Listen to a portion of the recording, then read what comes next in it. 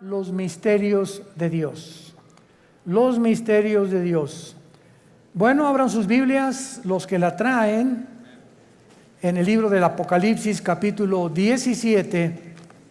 Apocalipsis capítulo 17, porque vamos a ver los tres misterios satánicos. Y vamos a abocarnos en esta mañana al misterio de Babilonia. La Biblia es un libro sellado. Contiene información espiritual. Y esta información espiritual no le es dada a las personas que son muy inteligentes, muy intelectuales, 5 doctorados en ciencias políticas, doctor en filosofía y letras, bla, bla, bla, bla, que aun cuando tienen este conocimiento terrenal, ya sea politólogos o personas que discuten o que debaten o que son completamente diestros para poder debatir todos los temas del mundo, la información espiritual de la Biblia le es dada a las personas que tienen al Espíritu de Dios, a las personas que se enfrentaron algún tiempo en su vida con Jesús, se dieron cuenta que necesitaban el perdón de sus pecados, porque Él fue muerto, enterrado y resucitado a los 3 días, y al entrar Jesús a tu vida, en quien están encerrados todos los secretos de la sabiduría y del conocimiento, comienza tu vida a ser llenada de un conocimiento que no proviene del mundo. En 1 de Juan capítulo 4, 3 y 4 dice el apóstol: ellos son del mundo y hablan las cosas del mundo. El que es de Dios nos oye. En esto diferenciamos el espíritu de verdad y el espíritu de error. La persona natural, la persona que no tiene a Cristo en su vida, le es locura la información espiritual. En los 40 años que tengo predicando la palabra, 43 de convertido, y en todos los, se podría decir, más de 100 debates que he tenido con escépticos, agnósticos, politólogos, ateos, etcétera, etcétera, siempre me he enfrentado, cuando atacan la Biblia, preguntarles si ya la leyeron. Y créanme que casi un 80% de las personas que discuten, agreden o son hostiles a la Biblia o la critican, ni siquiera la han leído. Y cuando te dicen, ya la leí, quiere decir que comenzaron desde el Génesis. Imagínense nada más. La Biblia no se comienza a leer desde el principio, sino desde el Nuevo Testamento. Y te dicen, ya la leí, o sea, leí los 66 libros en 3 o 4 meses, y con eso ya entendieron los secretos de Dios. Qué tremendo, ¿verdad? Entonces es importante que esto lo tengamos nosotros como base, porque estos secretos que pertenecen al mundo espiritual, a Dios le ha agradado revelárnoslos a nosotros. Cuando Jesús comenzó a hablar en parábolas, Mateo 13, Marcos capítulo 4, etcétera, etcétera, les dijo a ustedes, a los discípulos, a los que me siguen, les es dado entender las cosas que estoy contando en las parábolas. Que el sembrador salió a sembrar, que el trigo, la cizaña, las aves del cielo, la tierra, etcétera, etcétera, que la gente ni siquiera entiende, tenían un trasfondo espiritual dado a los que siguen a Jesús. Entonces, si tú eres una persona, o los que nos escuchan, que quieres respuestas, por ejemplo, ¿por qué Dios permitió el mal en el universo? ¿Por qué, si Dios sabía que Adán y Eva iban a pecar, por qué los creó sabiendo como omnisciente que es Dios, etcétera, etcétera? No vas a tener respuestas hasta que comiences a seguir a Jesús, porque a Dios no le interesa enriquecer tu conocimiento intelectual, sino cambiar tu vida, transformar tu vida. Entonces les digo a los discípulos, ustedes que ya me siguen, a ustedes les voy a dar a revelar y a que entiendan, les voy a abrir el entendimiento para que comprendan las cosas que la gente común y corriente, por muy inteligente que sea, no las puede entender. El libro del Apocalipsis, que es el 66º libro de la Biblia, es un libro lleno de símbolos. Y todos estos símbolos que aparecen en el Apocalipsis aparecen en el Antiguo Testamento. Casi la mitad de las citas del Apocalipsis vienen del Antiguo Testamento. Entonces, si yo quiero entender en el Apocalipsis qué significa Babilonia, o los 10 cuernos, o las 7 cabezas, o quién es la bestia, necesito tener un conocimiento anticipado del libro de Daniel, del libro del Génesis y del libro de Ezequiel, principalmente para yo poder interpretar o enseñar el Apocalipsis. Entonces, vamos a abordar en esta mañana, en esta serie que me ha parecido de veras maravillosa, y yo mismo estoy asombrado cada vez que descubro más y más misterios en la Biblia, el misterio de Babilonia.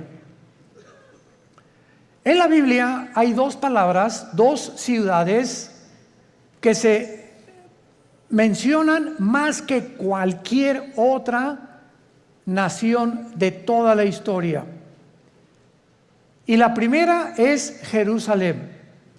Es la que más se menciona desde el Génesis hasta el Apocalipsis. Y la segunda es Babilonia. Cuando la Biblia termina en el Apocalipsis mencionando a Babilonia, a una ramera que vamos a ver ahorita, por eso se le llama un misterio, porque es la madre de las rameras y de las abominaciones de la tierra. Tenemos que entender que en el Antiguo Testamento fue en la tierra de Babilonia donde comenzó la brujería, la astrología, el ocultismo, las ciencias ocultas y todo aquello que pertenece a la dimensión satánica tuvo su origen en Babilonia. Ahora bien, la palabra Babilonia y Babel son intercambiables, pero encontramos nosotros en Génesis capítulo 10 que la primera ciudad que Nimrod se le menciona en Génesis 10 del 8 al 10 como un cazador delante de Jehová. Pero esa palabra delante de Jehová significa en contra de Dios en el original hebreo. Y él fue el primer hombre que levantó Babilonia, que después acabaron levantando una torre, Génesis 11, la torre de Babel, donde Dios tuvo que confundir las lenguas, porque si ellos continuaban con ese sueño, con ese anhelo de llegar al cielo y de tener comunicación con los astros, etcétera, etcétera, ellos iban a acabar completamente destruidos por Dios. Entonces, la gran variedad de lenguajes que hay en el mundo es una manifestación de la misericordia de Dios, porque de otra manera nos acabaríamos todos, pero en 3 días.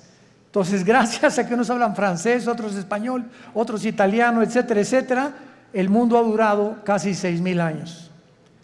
Muy bien, ahora Babilonia, aparte en el Antiguo Testamento, aparece con otros nombres geográficamente. Uno de ellos es la tierra de los caldeos. La tierra de los caldeos. Y esta palabra, la tierra de los caldeos, esta frase significa la gente que vivía en Caldea, y Caldea era Babilonia. Entonces, cuando tú oyes la tierra de los caldeos, es la zona geográfica donde la humanidad se comenzó a levantar en contra de Dios. Y actualmente, geográficamente, se encuentra en la nación de Irak. Ahí lo que es ahorita Irak y Siria. Porque en el Antiguo Testamento, Irak y Siria era la tierra de la Mesopotamia y no había una división. Estas 2 naciones no están divididas todavía, Y toda esa área geográfica es precisamente donde comenzó la humanidad, de acuerdo a la Biblia. Porque por ahí corre el río Tigris, que nace en Irak, en Turquía, son como 3,000 kilómetros y desemboca en el Golfo Pérsico, donde ahorita hay una gran tensión, por cierto, entre Irán, Inglaterra y Estados Unidos, porque Irán continúa apoderándose de los barcos petroleros ingleses, porque está provocando Irán. No sé si leen los periódicos, anoche otro escándalo, que no han soltado el barco que capturaron los iraníes en el Golfo Pérsico, el estrecho de Hormuz, que es exactamente junto a Irán, porque ellos quieren una guerra contra Estados Unidos por el grupo Hezbollah terrorista, para que si Estados Unidos actúa a través de la naval y a través de la guerra y viene un enfrentamiento, entonces entraría a la guerra Israel, y bíblicamente los judíos destruirían Elam. Apúntalo, de Enrique, L-A-M. Elam es una franja que está dentro de Irán, junto al Golfo Pérsico, pero es la parte más pegada al Golfo Pérsico, al estrecho de Hormuz. Y ahí en Elam, que pertenece a Irán, es donde se encuentran los reactores nucleares más poderosos de Irán. Ahí están las centrifugadoras del uranio 235, que es el elemento químico para producir la bomba atómica o las bombas nucleares. Entonces, de acuerdo a la Biblia, en el libro de Jeremías y en el libro de Ezequiel, se profetizó hace 2500 años que Elam iba a ser destruido, no Irán, porque Irán va a sobrevivir a la guerra de Ezequiel 38 cuando se una con Rusia y Turquía para destruir Israel, cosa que no lo van a lograr. Entonces, Babilonia significa confusión. Confusión. Otras traducciones la han puesto porque en la Torre de Babel querían ellos tener una puerta para con Dios. Querían que era una puerta al cielo que los iba a comunicar con los dioses. Pero la palabra Babel es básicamente la palabra confusión. Entonces vemos que nosotros, que desde el principio de la humanidad hasta el final de la humanidad, los seres humanos vivirán confundidos sin Dios. Esto es lo interesante de por qué aparece otra vez la palabra confusión al terminar el Apocalipsis, relacionado con las religiones. Porque aquí vamos a encontrar a una mujer, y las mujeres en la Biblia siempre han representado dos cosas espiritualmente nada más. Encontramos, ¿verdad?, a las mujeres que representan la iglesia, porque la iglesia se le compara con una mujer, y la otra Jezabel, o la gran ramera, que representa las religiones o la falsificación del camino a Dios, que es lo que querían hacer con la Torre de Babel. Y antes de entrar al capítulo 17 de Apocalipsis, quiero que vean otra cosa en el capítulo 9 de Apocalipsis. Rápidamente regresen al capítulo 9 y vean ustedes algo tremendo. Vemos nosotros en la sexta trompeta, Apocalipsis 9, versículo 13 en adelante, de qué manera se describe en la sexta trompeta uno de los ríos que atraviesan Babilonia. El sexto ángel tocó la trompeta y oí una voz de entre los cuatro cuernos del altar de oro que estaba delante de Dios, diciendo al sexto ángel que tenía la trompeta: desata los cuatro ángeles que están atados junto al gran río Bravo. ¿Eso dice? No, ¿verdad? Junto al Nilo. Tampoco. Qué interesante que hay cuatro principados satánicos ahorita atados junto al río Éufrates, que es el río que atraviesa Irak y Siria. y que desemboca en el Golfo Pérsico, donde hay una gran posibilidad que estalle una próxima guerra. En otras palabras, de acuerdo a la Biblia, el área geográfica más endemoniada que hay, más satánica, más que el Teposteco y más que cualquier otro lugar donde hay brujería a la mexicana, es Irak e Irán. Ahí están 4 principados atados, y dice la Biblia, y fueron desatados, versículo 15, los 4 ángeles que estaban preparados para la hora, el día, el mes y el año, a fin de matar a la tercera parte de los ángeles. En otras palabras, el mundo que vivimos actualmente está bajo el control de ángeles, pero no ángeles buenos, ángeles caídos. Y la Biblia nos corre las cortinas y nos muestra que en esta época que estamos viviendo, que ya se va a acabar, vamos a entrar a donde ya los ángeles caídos serán completamente derrotados, y entrará Cristo con la iglesia a gobernar el mundo por 1000 años, después la Nueva Jerusalén, después la eternidad. Pero dice Hebreos capítulo 2, Dios no sujetó el mundo venidero a los ángeles. O sea, el mundo que viene después del de nosotros, ya los ángeles no van a tener parte, ahorita sí la tienen.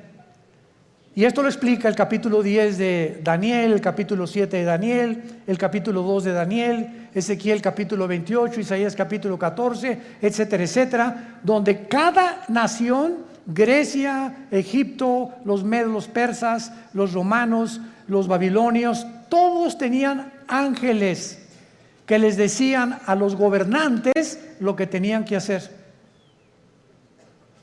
Y eso el mundo pues no lo sabe, ¿verdad? Por eso se nos manda a orar por nuestro gobierno, porque hay ángeles que están influenciando tremendamente los asuntos del mundo terrenal donde tú y yo vivimos. Muy bien, vayamos pues a Apocalipsis 17 y veamos este conflicto y este misterio que vamos a resolver, que es el primero de Babilonia. Vino entonces uno de los 7 ángeles que tenían las 7 copas y habló conmigo diciéndome: ven acá, te mostraré la sentencia contra la gran ramera, la que está sentada sobre muchas aguas. Brínquense al versículo 18. ¿Quién es la ramera? Y la mujer que has visto es una ciudad. ¿Ven cómo la Biblia se interpreta a sí misma? No es de interpretación privada la Biblia. La misma Biblia se interpreta a sí misma. Y la mujer que has visto es la gran ciudad que reina sobre los dioses de la tierra. O sea, antes de seguir abordando, la Biblia profetiza en este capítulo que vendrá una ciudad que se va a levantar en el mundo religiosa. Y que esta ciudad religiosa está mezclada con la política. Y que al mismo tiempo esta ciudad va a gobernar la política durante 3 años y medio, y la política que va a reiniciarse con el anticristo va a matar a la mujer, o sea, va a incendiar esta ciudad, y entonces los últimos 3 años y medio de la gran tribulación vendrá la persecución del anticristo. Entonces, los primeros 3 años de la tribulación, la persecución es religiosa. Y los últimos 3 años es política. Y esto es interesantísimo, porque la unión de la religión con la política ha sido durante toda la historia. Un ejemplo, para que no se empachen. ¿Cuáles son los 2 poderes que mataron a Cristo? Los 2 espíritus que mataron a Cristo. El espíritu religioso, no fue el espíritu comunista, ni socialista, ni el espíritu ateo, fue el espíritu religioso y el espíritu político. Cuando salió Pilato ante el pueblo, le gritaron los líderes religiosos: crucifícale. El poder religioso, representado por los fariseos, influyó en el poder político de Pilato. Él representaba como procurador, y Pilato se lavó las manos y dijo: es que yo no encuentro ningún mal en este hombre. Y entonces ellos comenzaron a gritarle: crucifícale, crucifícale y entréganos a Barrabás, porque la costumbre era que cada Pascua se soltara a un preso político. Entonces vemos nosotros cómo el poder político cede a la presión del poder religioso, y entre los dos se encargan de matar al Mesías del mundo. Y desde entonces, antes y por toda la historia, vemos todos los emperadores con brujos. Siempre los emperadores y los presidentes y los gobernadores siempre han tenido personas del mundo del ocultismo. Dichosos los que se han salvado y han tenido cristianos de consejeros, pero siempre han estado consultando a los brujos, a los astrólogos, a los ocultistas. Los invitan a sesiones espiritistas para que invoquen espíritus, pero la unión entre el mundo religioso del oculto, lo vamos a descubrir. El mundo religioso pertenece al ocultismo. Se van a sorprender de muchas cosas, y por eso es tan satánico, porque es el que controla el gobierno político. Y así ha sido durante toda la historia. Y cuando el anticristo, antes de que él pueda tomar el poder del mundo, va a necesitar, Apocalipsis 13, al falso profeta. ¿Quién es el falso profeta? Va a ser un líder religioso que va a unir a todas las religiones del mundo en una sola.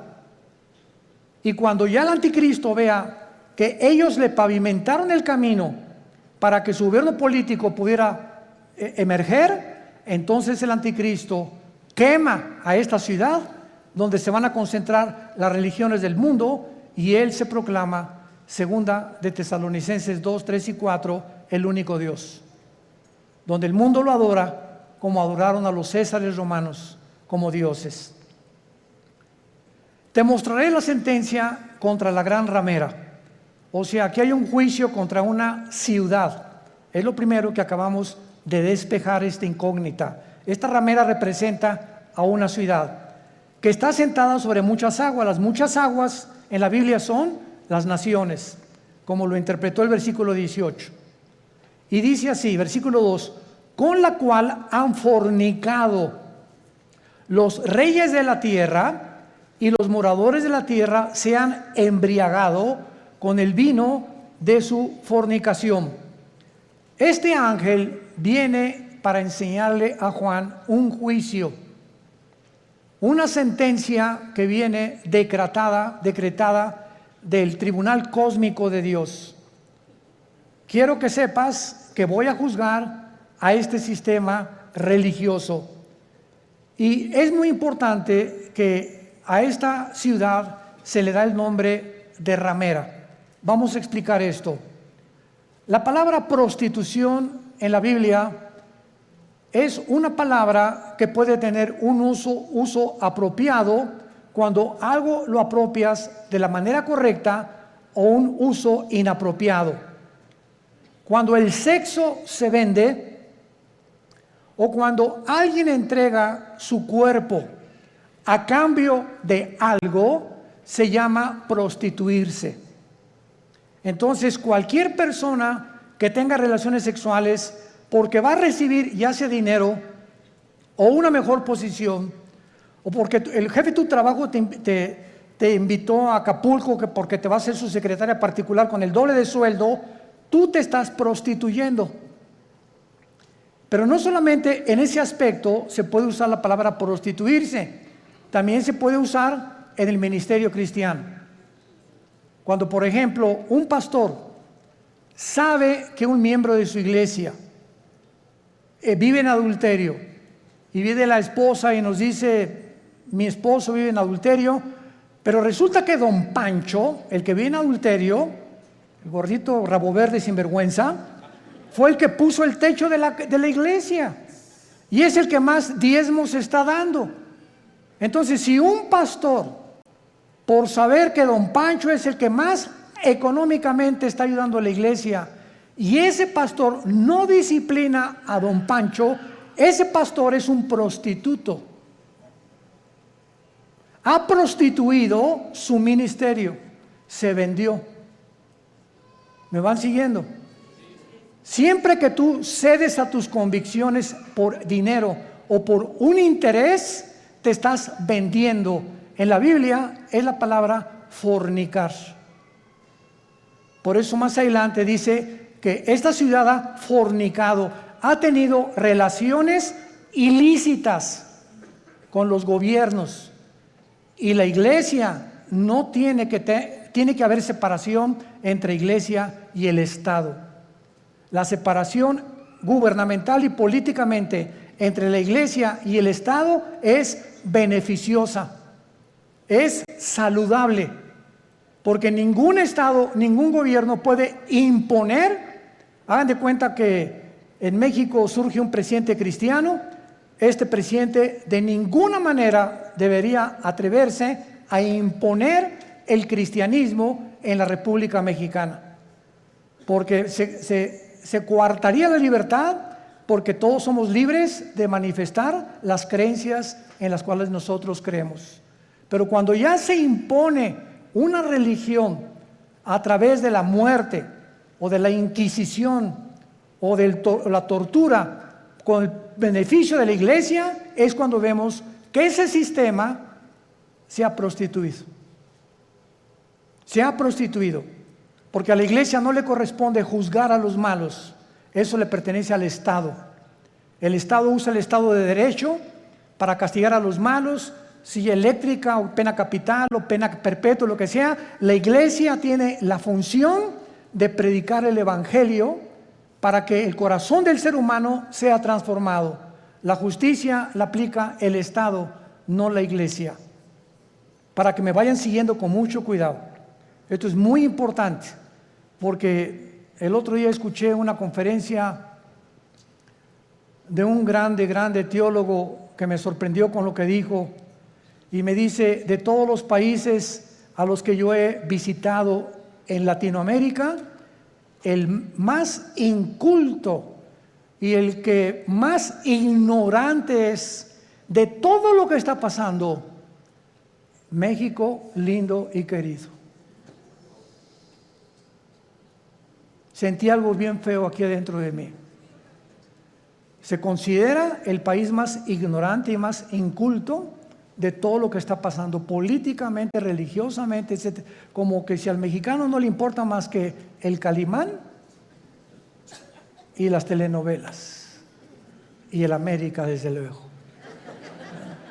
Además vive el América. Bueno, pero esto es tremendo, ¿verdad? Y otra cosa que también me sorprendió es que un análisis que hizo las Naciones Unidas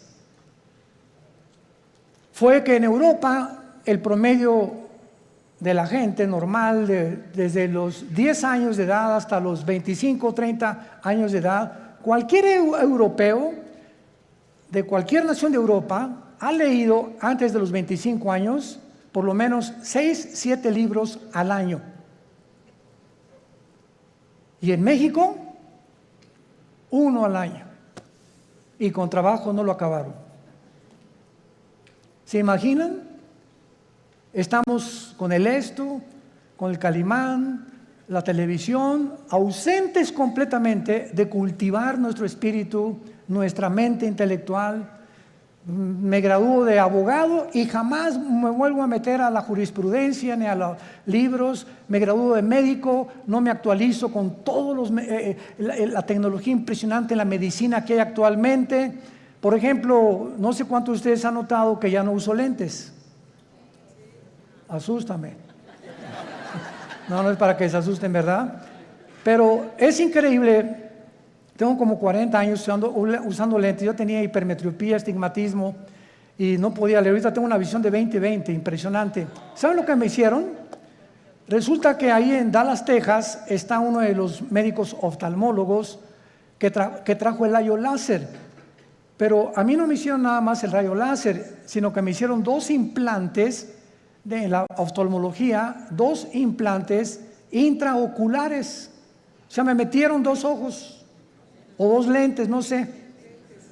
Y cuando yo le pregunté al oftalmólogo después, duró 16 minutos la cirugía. Primero uno y como al mes me hicieron el otro. Y le dije, bueno, ¿cómo está esta explicación? Y me dice, mira, hay 5 tipos de lentes. El que te metimos a ti se llama ultralight. ¿Qué significa esto? Con un rayo láser te perforamos una incisión milimétrica y por un tubo te metimos un lente envuelto como un taco. Y entró el lente y dentro de tu ojo se abrió como una tortilla. Y entonces se tiene que ir pegando a la parte de atrás, al tejido. Y en ese momento, bueno, me dieron entrenamiento, ¿verdad? Todos los días me dieron que tenía que hacer una pluma así, acercármela a todo, nomás como 50 o 100 veces hasta que ya pudiera ver de cerquito. Ahorita ya no necesito nada, ya puedo ver de lejos, ya la luz casi no me molesta. Pero es impresionante la tecnología de la oftalmología y de todas las demás ramas de la ciencia del siglo XXI. A mi hijo Caleb le hicieron en 7 minutos el láser, nada más que él no le hicieron cirugía. A él con el puro láser le quitaron los problemas que tenía de la vista con una garantía de 35 años. Ahí me dieron hasta que venga el Señor por nosotros. Y sí, ya para qué quiero más, ¿verdad? Bueno, pero este es el mundo que estamos viviendo, ¿no? Entonces, están pasando muchas cosas en el mundo y tenemos que estar actualizados, tenemos que estar leyendo revistas, actualizándonos, ¿verdad? Las noticias para saber y enterarnos cómo está la cosa. Y tenemos que tener hambre, pero más que nada, hambre de la Biblia. Muy bien. Entonces, la prostitución en este pasaje, la ramera representa, si lo quieres apuntar, la prostitución de la religión. Cuando la religión se vende, cuando la religión ofrece, dame dinero y tu hijo va a ser sanado. Dame dinero y la maldición se irá de tu casa. O manda dinero y vas a recibir a cambio algo. Esta religión está negociando la salud y se está prostituyendo. Porque la Biblia dice que Dios ama al dador alegre, no por necesidad, ni por coerción, ni por amenaza, ni porque si no mandas, la maldición de Tutankamén caerá sobre tu casa.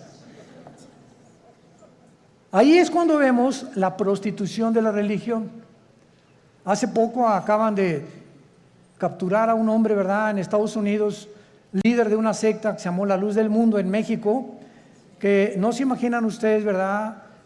No son millonarios, son multimillonarios. Y lo más asombroso es que el 70% de las gentes que van a estos millones de personas que pertenecen y el dinero que tienen son gente humilde, son gente de pobres, o sea, de la clase indígena y de casi, como decía Cantinflas, desleídos y deslustrados. No son muchos profesionistas ni mucho menos. Y estas personas, ¿verdad?, tenían comandos armados. Cuando ese hombre viajaba con guardaespaldas, con ametralladoras, etcétera, etcétera, y llegó a convencer a la gente de que él era Dios. Y cuando él entraba a la iglesia había un trono literal, donde él se sentaba con muchachas junto y muchachas por acá a los lados, y entraba y lo comenzaban a adorar como Dios. En otras palabras, él estaba vendiendo, prostituyendo la religión. Y así hay cantidad de sectas, e inclusive se puede dar en iglesias cristianas. Cuando los líderes, vuelvo a repetir, por causa del dinero o por conveniencia del dinero, se venden y sus convicciones las crucifican para poder obtener lo que ellos están ofreciendo mediante milagros. Este es el problema de las religiones que se prostituyen. Muy bien. Y esto es lo que sucede en Apocalipsis 17, como lo vamos a ir viendo, una ciudad prostituta que ha fornicado, dice el versículo 2, con los moradores de la tierra. Y más o menos ustedes ya pueden irse dando cuenta de quién estamos hablando. La única, para que ustedes estén enterados, sin afán de ofender a nadie, la única religión que existe en el mundo, la única que tiene un lugar en las Naciones Unidas, es Roma. La única religión que durante 18 siglos en Europa no permitía que los reyes se casaran más que con los que ellos autorizaban.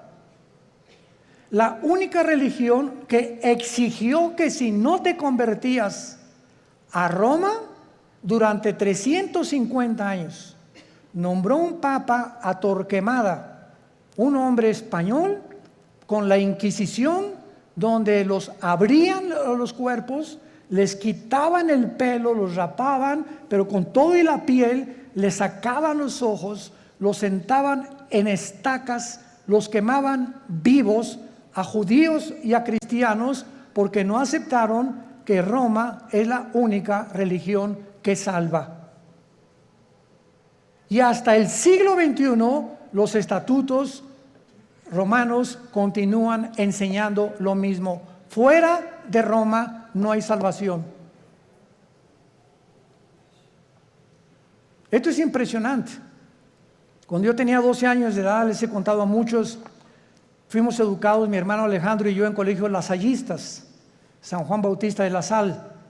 Y a los 13 años vivíamos en Acapulco, entré al seminario, yo quería ser cura, porque nos enseñaron los hermanos lasallistas en aquel tiempo el latín, en aquel tiempo éramos acólitos, el cura daba la misa en latín, cuando entraba supuestamente al altar, ¿verdad?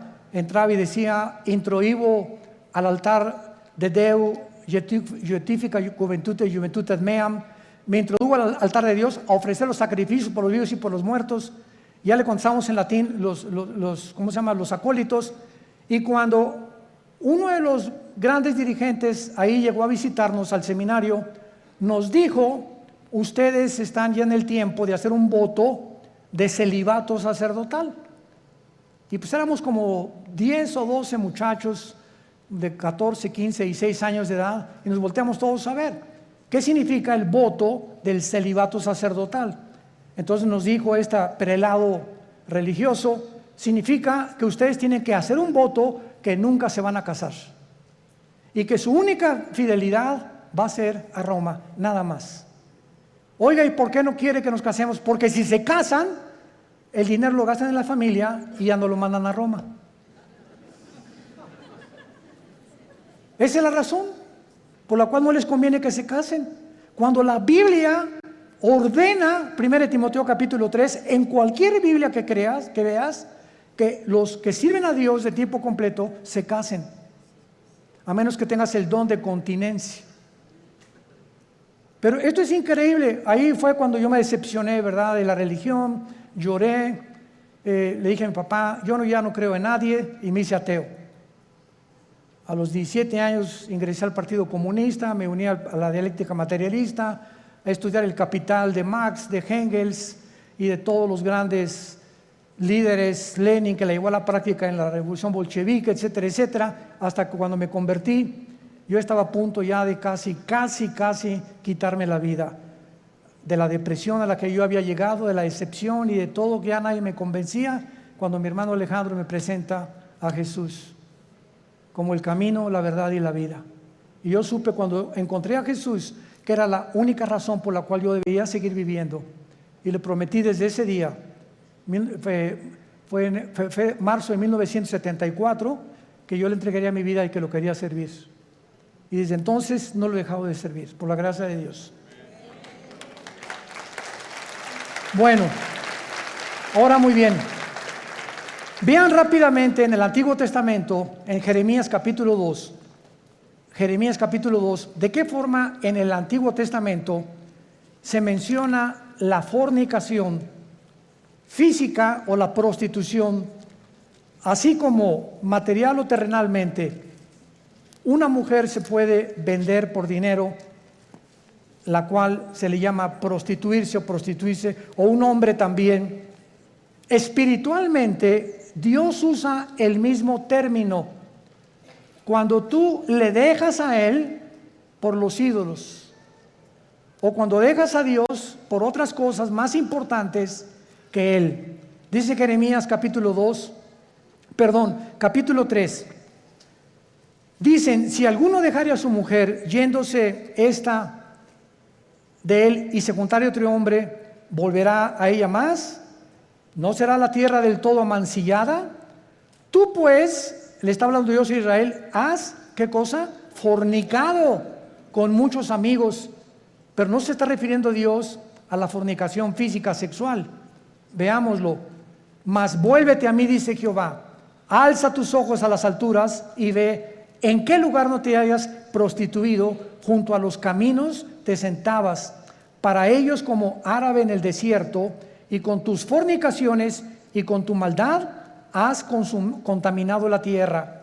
Por esta causa las aguas han sido detenidas y faltó la lluvia tardía, y has tenido frente de ramera y no quisiste tener vergüenza.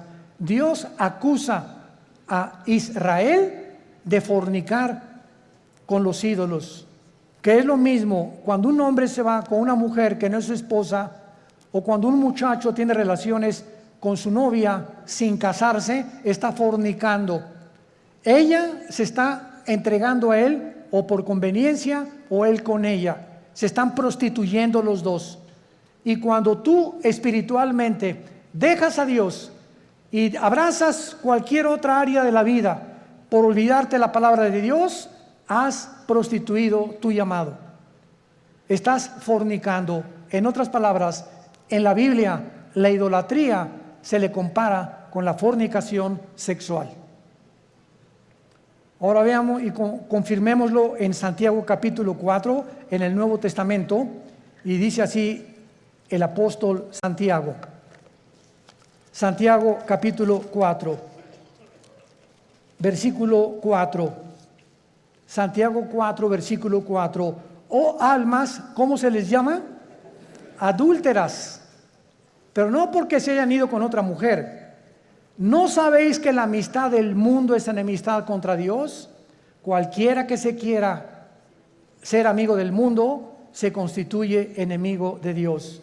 ¿O pensáis que la Escritura dice en vano, el Espíritu que Él ha hecho morar en nosotros nos anhela celosamente? Vemos ya que también en el Nuevo Testamento la fornicación puede ser espiritual o puede ser de carácter sexual.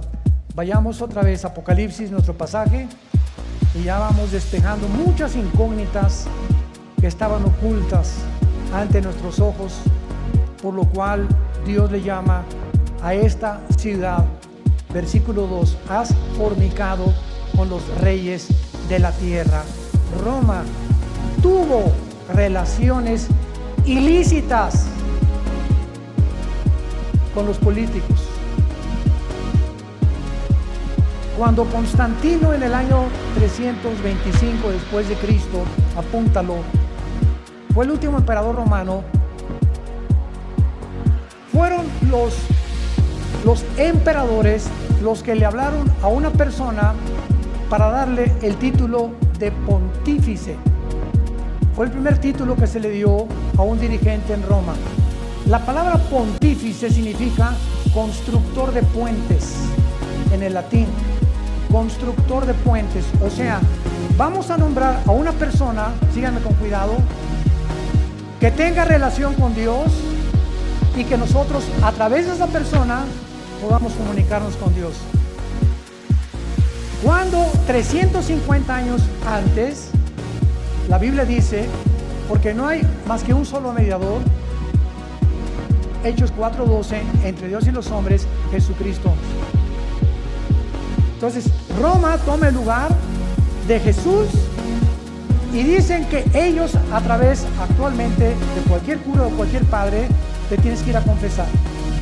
Él te da una penitencia de, no sé, 30, 40 veces Marías o lo que tú quieras decir, y en ese momento tus pecados son perdonados. ¿Qué dice la Biblia? Que no tenemos ya a nadie desde Cristo en nuestros días a quien contarle nuestros pecados más que a Jesucristo. Primera de Juan 1, 8 y 9. Si confesamos nuestros pecados, Él es fiel y justo para perdonarnos y limpiarnos de toda maldad. ¿Se dan cuenta cómo cuando comenzamos a estudiar se nos comienzan a caer las vendas? Pero cuando el mexicano o el latinoamericano no quiere estudiar y no quiere leer, te puedes quedar 20, 30 años y te encierras en una cárcel de religión. No, yo estoy bien, y ahí tienes enfrente la luz y te niegas a verla, porque puede más tu orgullo religioso que la verdad. Juan capítulo 3, y esta es la condenación, que la luz vino al mundo y los hombres amaron más las tinieblas que la luz, porque sus obras eran malas. Muchos no quieren venir a la luz, no porque no puedan, sino porque no les conviene. Prefieren permanecer en esa cárcel que salir de esa cárcel y servir al Dios vivo y verdadero. Veamos ahora en segundo lugar que dice el versículo 2, que esta relación ilícita que le llama fornicar con los reyes de la tierra, o sea, una relación política religiosa que no debe existir. Los moradores de la tierra se han embriagado con el vino de su fornicación. La palabra embriagarse, ustedes saben, es emborracharse, pero no con tequila herradura, ni con mezcal, sino aquí también se usa en el sentido que la religión embriaga a las personas, las emborracha, les nubla el entendimiento y los convierte en ovejitas con un pastor ciego. Entonces, cuando tú estás en algún movimiento religioso y abundan en el mundo entero y no entiendes, ni lees, ni conoces, sigues como borrego, simplemente porque pues ahí va tu familia, o porque ahí van tus amigos, o porque te cautivó esa persona que se dicen dioses, etcétera, etcétera, estás como borracha. Caes en una trampa tremenda. ¿Se acuerdan de Jim Jones? 1978, que se llevó a 1,000 personas a la Guyana junto a Venezuela. ¿Se acuerdan de David Koresh, que en Waco, Texas, dijo que él era el ángel del Apocalipsis? ¿Se acuerdan de Juan Carlos Miranda, recientemente, que dijo que él era primero el anticristo, pues que era Jesucristo? Y así este señor de la luz del mundo, que dijo que él era también el único que debían de adorarlo, y cuando llevaba en su haber 7 o 4 niñas violadas. ¿Qué le pasa al mundo? Te puedes preguntar, ¿no? O sea, qué fácil somos engañados, qué fácil es caer en una secta por no estudiar. Mi pueblo pereció porque no tuvo conocimiento. ¿Ven la importancia de prepararnos? Ahora veamos aquí en el versículo 3 que el Espíritu Santo traslada o transporta a Juan a un desierto. Y ahí en el desierto tiene una visión tremenda el apóstol Juan. ¿A quién ve a Juan? ¿A quién ve? A una mujer sentada sobre una bestia escarlata. El color escarlata es el color de los dragones, es un color rojizo, que es el color que se asocia con la sangre, con la guerra y también con Satanás. Entonces vemos ahí una mujer sentada o montada sobre una bestia escarlata. Y esta bestia tenía llena de nombres de blasfemia, que tenía 7 cabezas y 10 cuernos. Nuestro paso actualmente ahorita es tratar de descifrar qué significa la mujer sentada sobre esta bestia. Muy bien, esta bestia en el versículo 8 nos da la interpretación. La bestia que has visto era y no es, y está para subir del abismo e ir a perdición. Número 1, esta bestia es el nombre que el Espíritu Santo le da a una imagen o a un principado satánico que ya había existido antes en el mundo. ¿Se acuerdan de los 4 ángeles atados junto al río Éufrates? ¿Quiénes creen ustedes que sean esos 4 ángeles? Porque si estaban atados no es porque vivían en Disneylandia. ¿verdad? Sino que eran 4 ángeles que ocasionaron un daño tan grande en la historia humana que Dios los encerró y los va a soltar al final de la gran tribulación, cuando nosotros ya no estemos ahí. Pero en el capítulo 10 de Daniel se nos revela que cuando Dios envió un ángel a la tierra para comunicarle a Daniel el futuro de Israel con la profecía de las 70 semanas, otro principado satánico se atravesó y lo interrumpió durante casi 3 semanas, que mientras había una guerra en la dimensión espiritual, Daniel se encontraba en la tierra orando. En esas 3 semanas hubo una guerra espiritual sin que Daniel lo supiera. Y esas oraciones de Daniel hicieron que viniera el ángel y bajara Miguel, el arcángel y comandante en jefe de las huestes de los ángeles buenos de Dios, para que ese ángel fuera librado y llegara a la tierra, a Jerusalén, a Babilonia, y le entregara a Daniel el recado. Y entonces ahí el ángel le dice a Daniel: me detuvo el ángel de Persia. En otras palabras, el principado que estaba gobernando el imperio pérsico, que es el imperio de Irán, porque en 1935 se le cambió de Persia a Irán, era un principado satánico. ¿Y cuáles son los 4 imperios que Daniel menciona? Babilonia, los medos y los persas, los griegos y los romanos. Estos 4 ángeles del Apocalipsis de la 6ª trompeta son los 4 ángeles que estuvieron al frente de los más grandes imperios del pasado y que fueron imperios antisemitas. Y van a volver otra vez a resurgir. Pero aquí hay un ángel que está en el abismo. ¿Qué es el abismo? Muy bien, la Biblia nos habla de que hay prisiones en el centro de la tierra. Una es el infierno. ¿Quién está en el infierno? ¿Tu comadre? ¿Tu tía? ¿Tu tío? No sabemos, ¿verdad? El infierno es el lugar de los espíritus humanos, nada más, desde Adán hasta nuestros días, que bajan al centro de la tierra. Todos los que murieron sin Cristo o rechazaron la salvación se encuentran en el infierno. En el infierno no hay demonios. Ahora, el lugar de los demonios, cuando Cristo vino al mundo, el gadareno le dijo a Cristo, ¿verdad? O cuando los iba a sacar del endemoniado, le dijeron a Cristo: no nos mandes al abismo, déjanos meternos en los puercos, porque los demonios saben que al bajar al abismo ya no salen hasta Apocalipsis capítulo 9, que se les va a abrir la puerta y van a invadir el mundo. ¿Se imaginan? Ahorita hay maldad. Ahora imagínense con todos los demonios sueltos. Entonces en el abismo están los demonios, en el infierno los seres humanos, en el Abadón o en el Tartarus están los ángeles caídos que Dios ha guardado por ahí y que también serán soltados después. Y hay otros ángeles que están guardados y que ya nunca jamás, por toda la eternidad, van a ser soltados. Entonces la Biblia nos muestra claramente que esta bestia que estaba viendo Juan, no hay otro nombre más que bestia para darle, porque la palabra bestia en el griego significa algo cruel, rapaz, sanguinario, que no se le puede comparar a un tigre, ni a una hiena, ni a un león, ni a una águila. No hay ningún animal comparado, y por eso se le adjudicó el nombre de bestia. Y esta bestia es el anticristo. ¿Qué nos dice la Biblia? Que cuando surge el anticristo, que lo más seguro es que el diablo va a tener relaciones con una prostituta. Y de esta relación van a ser el anticristo. ¿Cuándo entra el espíritu al cuerpo humano?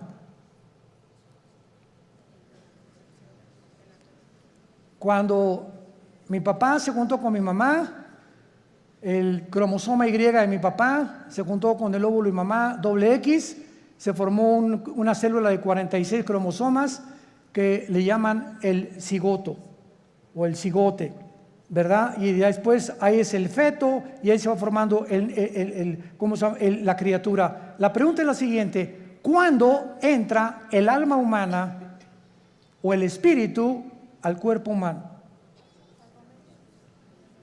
Esta pregunta ha hecho que los mismos científicos estén debatiendo actualmente cuándo se aborta y cuándo no se aborta.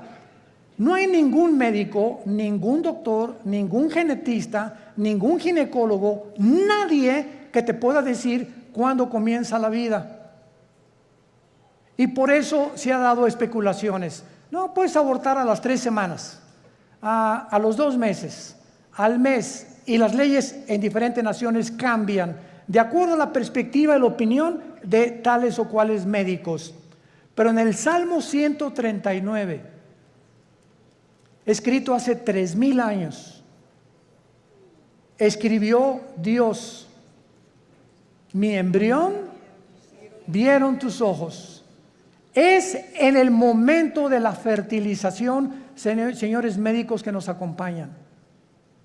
Es en el momento de la fertilización cuando el cromosoma de mi papá fertilizó el óvulo de mi mamá. En ese momento Dios nos considera seres humanos completos, con toda la información genética, aunque no se haya desarrollado el corazón ni el hígado ni mucho menos, pero en ese momento ya estamos potencialmente completos como seres humanos. Así que a los 2 o a los 3 días ya se le llama aborto. Porque es Dios el que determina cuándo comienza la vida. Bueno, vamos a dejar hasta acá nuestro estudio.